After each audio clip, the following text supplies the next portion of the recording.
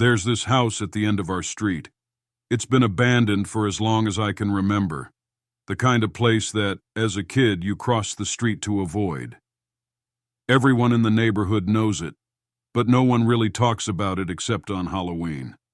That's when things get weird. Every year, a bowl of candy appears on the front porch on Halloween night. It's always the same. A plain black bowl filled with the good stuff like M&Ms and Reese's. Nothing cheap. No one's ever seen who puts it there, and no one ever stays long enough to find out. It just appears. The weird thing is, there's never any sign of life at that house the rest of the year. There are no lights, no movement, nothing. The windows are cracked, the roof is falling apart, and the yard is completely overgrown. Still, like clockwork, every Halloween, that bowl of candy is right where it always is. There's this rumor, too. It's been passed around as long as I can remember, passed down from the older kids when I was younger. They say that if you take a piece of candy, you'll get good luck for the next year. A lot of kids in the neighborhood believe it. Some people think it's just a harmless tradition. Others say it's cursed. Me, I've always been somewhere in between. I didn't really buy into the whole good luck thing, but I can't deny that the house gives me this weird feeling whenever I pass it. One year, though, something changed. I couldn't stop thinking about it. The house, the candy, the fact that no one knows anything about who's been putting it out all these years. I grew up hearing stories about the place. Some people say an old man used to live there. Others say he vanished years ago, leaving the house behind like a ghost town in the middle of our quiet little street. But no one really knows the truth. And the more I thought about it, the more I realized that no one had ever really tried to find out. So I decided that was the year I'd do it. After the trick-or-treaters had cleared out and the streets were empty, I stayed behind. The bowl was still there, just sitting on the porch like it always did, as if it had been waiting. My friends had already gone home, and I could have followed, but something wouldn't let me. There's always been a pull to that house. Something I couldn't quite explain, like it wanted someone to notice it, like it wanted someone to come inside. I told myself I'd just stay and watch, just long enough to see if anyone came to take the bowl away or refill it, just to get an answer once and for all. But the more I stood there, the more I felt it, that nagging sense of curiosity. It was like the house was calling to me, waiting for someone like me to finally step through its doors. And that night, I couldn't ignore it anymore. I'd been waiting there for hours, hidden behind the bushes across the street. The neighborhood had long since gone quiet. No more kids running around in costumes, no more porch lights. Just me, the dark, and that house. The candy bowl still sat on the porch, untouched since the last group of trick-or-treaters passed by. Nothing. No movement. The house stayed still and silent, as it always did. I was about to call it a night when something caught my eye. The front door creaked open, slow and deliberate, like someone on the other side had just pushed it. But I didn't see anyone. There was no wind, no explanation, just the door slowly swinging open, inviting. My heart raced. I tried to convince myself it was just old hinges giving way, but deep down, I knew better. The house wanted me to come in. I stayed as still as possible, waiting to catch a hand coming out, sneaking away the bowl as Halloween ended. Theories ran through my head, thinking it was maybe an old local who either started or was carrying on this tradition. But nothing came out. The door stood open, a maw of darkness gently breathing in the outside air. As I watched, it almost looked inviting. Invasive thoughts came into my head, pushing out the idea that someone was in there, but that I was being politely asked to come in. Nothing looked overtly threatening. Sure, the house looked musty and old, but otherwise, it was still and docile. I don't know what made me do it. In reality, I should have turned around and gone home. But I didn't. Whether I was too absorbed with figuring out this mystery or some otherworldly possession, I accepted the perceived invitation. I grabbed my flashlight and crossed the street, my feet barely making a sound on the pavement. I reached the porch, glancing once more at the candy bowl, almost expecting something to happen, but the candy just sat there, untouched. I took a deep breath and stepped through the door. The moment I crossed the threshold, the air around me felt like it changed. Thick, heavy. My skin prickled as if I had just walked into a room filled with smoke, but there was no smoke, just an overwhelming sense of pressure, like the house was pressing down on me. I shone the flashlight around, but the beam felt weak, swallowed by the darkness. The floor creaked beneath my feet, but not like normal old wood. It felt different, like something was shifting under the surface, adjusting to my weight. It looked solid, and when I tapped my foot on the floor it was hardwood, but while walking it just felt off. It wasn't just the ground. As I moved deeper into the house, something in the air felt off too. It wasn't just the silence or the darkness swallowing my flashlight's beam. It was the way the walls seemed to shift, only settling when my light landed straight on them. It was barely perceptible, dancing softly on the edges of my vision, too vague to ever confirm. I shook my head, chalking it up to nerves. The floor creaked with every step I took, but the creaks felt deliberate, like something beneath me was adjusting, sensing my weight. When I turned to check behind me, the door that had been open was now shut, without so much as a sound. My pulse quickened, but I tried to reason with myself. Maybe I'd closed it out of habit. I was too in my head to keep track of everything. But then, as I turned back, the hallway seemed to stretch before me, like the space itself was bending. I stopped, shining my flashlight down the hall. I could swear it had been short, only a few steps to the next room. But now it seemed longer, as if the walls were moving, pulling me further in. It was late. I was tired. I would have preferred to have done this with a clearer head, but sadly, I could not choose the time to dive into this investigation. So I was stuck second-guessing everything I was seeing. My stomach twisted. I tried to tell myself it was just my mind playing tricks. But the house felt alive, reacting to me, watching me. The further I ventured, the heavier everything felt. The air was thick, like I was suffocating. Each breath was harder than the last, and I could feel sweat beading on my forehead despite the chill. My legs felt like lead, every step taking more effort than it should. At first, I thought it was the fear catching up with me. Adrenaline wearing off, maybe. But this was different. I felt like I was being drained. I wiped my forehead, trying to clear my thoughts, but it didn't help. My head was foggy, like I hadn't slept in days. I checked my phone for the time. It was almost 3 a.m. I couldn't even remember what time I'd gone in, but there was no way I'd been in that long. Maybe I'd waited for longer than I thought outside, but even then, it didn't add up. I couldn't even tell which way I came from anymore. It was like the walls seemed to twist and shift behind me, rearranging themselves the moment I wasn't looking. I shook my head, trying to clear the growing fog in my head. I could barely think straight, and my movements were slow and sluggish. It was like the house was pulling the energy right out of me, step by step. As I moved further in, I started seeing things: clothing, old shoes, pieces of paper. Some were scattered on the floor, others abandoned in the corners of rooms. At first, I thought they were just debris from squatters, but as I looked closer, I saw all the clothes looked like they belonged to children, to young teenagers, sprinkled around with discarded remnants of old costumes, Halloween-themed, all at varying ages of decay. Some looked newer, but between them were pieces that looked older than my parents. I looked at what I was wearing and came to the subtle realization.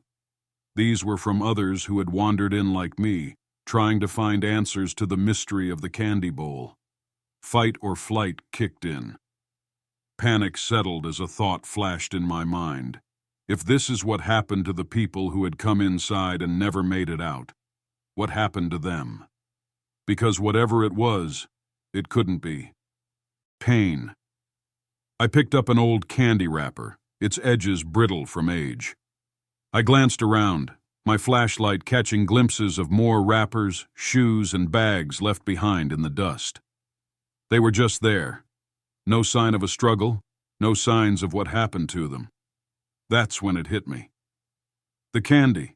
It wasn't just some harmless Halloween tradition. It was bait. A mystery so alluring to the young that it was the perfect way to lure people inside and draw them deeper into the house, just like me. I turned back the way I came, desperate to leave. The door shouldn't be far. I hadn't ventured that deep into the house, had I? But when I reached the spot where the entrance should have been, it wasn't there. The door was gone, leading to an inane hallway that matched the few I'd already walked through. Panic set in. I tried another hallway, then another. Whenever I thought I was heading toward an exit, it never led to where I thought I was going, forcing me deeper into the house. It was like the place was changing around me, trapping me inside. My heart pounded as I stumbled back, searching frantically for the front door. Still, it was like the house was alive, blocking every possible escape route. I felt the floor beneath me shift, but it was worse than before.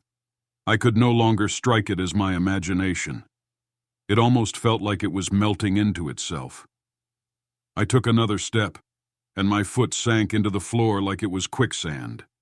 I pulled, but the floor held tight, sticky and thick, like it was pulling me down. The walls around me began to pulse, closing in.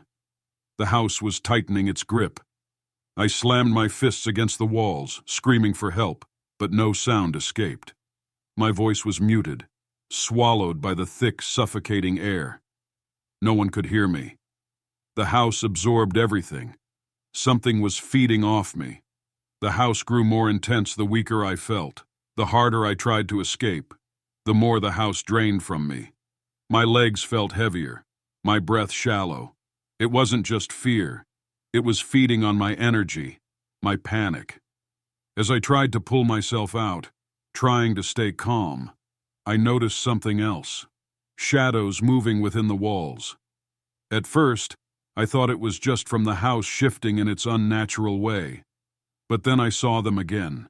Faint, human shapes flickering just behind the wallpaper, their outlines blending into the structure of the house. They weren't ghosts.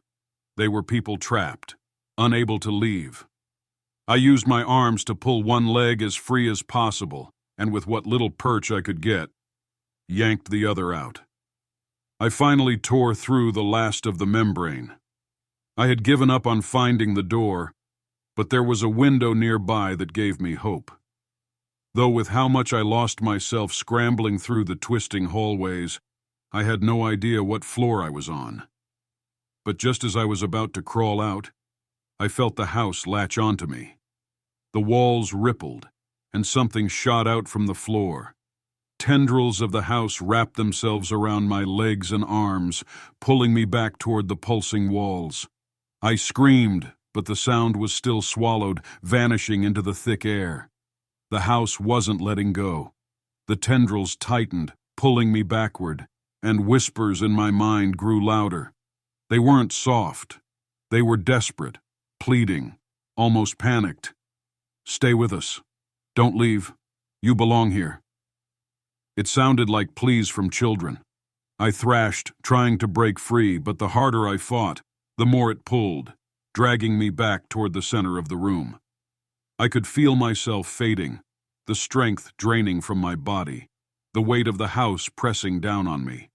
My vision blurred, and I thought about letting go for a moment. The whispers begged me to stay with them, their tone dripping with loneliness. But something inside me refused. I wasn't going to let it win. With my last burst of energy, I reached up and grabbed the edge of the window, dragging myself through. The tendrils clung to me, tearing at my skin as I pulled my legs free. They didn't let go easily. They weren't just wrapped tightly, but were lined with something adhesive. My skin felt hot wherever they touched. By the time I was halfway out, my arms were trembling, and I could feel the skin of my legs burning where the house had latched on, like it had taken pieces of me with it. Blood soaked through my clothes, and my entire body ached with a deep, searing pain. But I couldn't stop now. I gave one last yank, and with a scream, I ripped free, crashing through the window and falling a story down onto the grass. My body hit the ground hard, the wind knocked out of me. But I was outside, I was free. I lay there, gasping for breath, my chest on fire, every inch of me screaming in pain. I glanced down at my legs, bloodied, raw, the skin blackened where the house had burned me. And then, just as suddenly as it had started, everything stopped. The whispers faded, the house went still, silent, as if nothing had ever happened. The air was calm again, but I could feel it. Something inside me was different. I just lay on the cold grass, gasping for breath, my chest rising and falling like I'd just run a marathon. The oppressive weight that had been suffocating me inside the house was gone, but I wasn't free of it. My body was trembling, every muscle aching as if I'd been squeezed dry. I stared up at the sky, the stars distant and cold, trying to convince myself it was over. Slowly, I turned my head to look back at the house. It stood there as still and silent as it had always been, just a run-down, abandoned structure. Nothing about it seemed out of place from here. The windows were dark, lifeless, and the front porch was as empty as ever. The candy bowl still sat there, untouched, like nothing had happened at all. I could feel it deep in my bones. It wasn't just an old building. It was alive, waiting. The dark windows seemed to watch me like eyes, following my every move. And even though I was out, I wasn't free. I tried to stand, my legs wobbling beneath me, but it felt like my body had been drained of all its strength. Every movement was a struggle, my muscles refusing to cooperate. My mind felt hazy, like a thick fog had settled over it. I tried to piece together everything that had happened inside, but something felt missing. My memories were fragmented, pieces scattered and broken. I could remember the feeling of the house tightening around me, the whispers clawing at my mind, but the details were blurred, slipping through my fingers the harder I tried to recall them. It was like part of me was still in there, trapped inside the walls, just like the people I'd seen. No matter how far I got from it, I couldn't shake the feeling that the house had taken something from me, something I would have to go back in to get back. It had left its mark on me. I made it home that night, but nothing felt the same. Every step I took away from that house felt like I was dragging something heavy with me, something I couldn't see. I tried telling people about it, my friends, my parents, about what happened. I also reported what I could to the police about the house. They didn't believe me. Some laughed it off like it was some kind of prank or a drug-induced memory, a wild trip from some laced candy. No one understood. No one felt what I felt in there. When I reported it, I didn't even try to explain how the house had felt alive, how it had taken something from me, because they wouldn't have believed it. They sent in a unit and found the place desolate, with a typical abandoned house layout, then lectured me on the dangers of trespassing in unstable structures. Weeks passed, and things felt like they went back to normal. But I couldn't shake it. The house, the pull, the whispers were still with me. I could feel it even as I tried to pretend everything was fine. And the same bowl of candy was there when Halloween came around the next year, sitting on that porch just like always. Despite everything, As I stood in front of the house, seeing the locals delight in the free candy, memories I'd forgotten flashed back through my mind. The pain sang from the scars of my legs, vividly replaying the events of that night in brief moments of clarity. And yet, despite the horrendous experience, I still felt that pull. Something deep inside me stirred, even though I knew what the house really was, even though I knew it nearly took me. I couldn't help but look. A part of me still wanted to go back, as if the house hadn't finished what it started. I still live on that street, and as I sit in my room at night, I stare out the window, the house visible just beyond the streetlights. It's quiet now, the same stillness that always surrounded it. But as Halloween approaches, the pull is stronger than ever. Sometimes, when everything's dark and silent late at night, I can still hear it. Whispers, faint, distant, but unmistakable. Calling my name, telling me to come back. I tried to ignore it, tried to tell myself it's just my mind playing tricks. But deep down, I know the truth. The house isn't finished with me. I glance out the window one last time, knowing that it's just a matter of time before I can't resist the pull anymore. One day, it'll pull me back in, and next time, I'm not sure I'll be able to escape.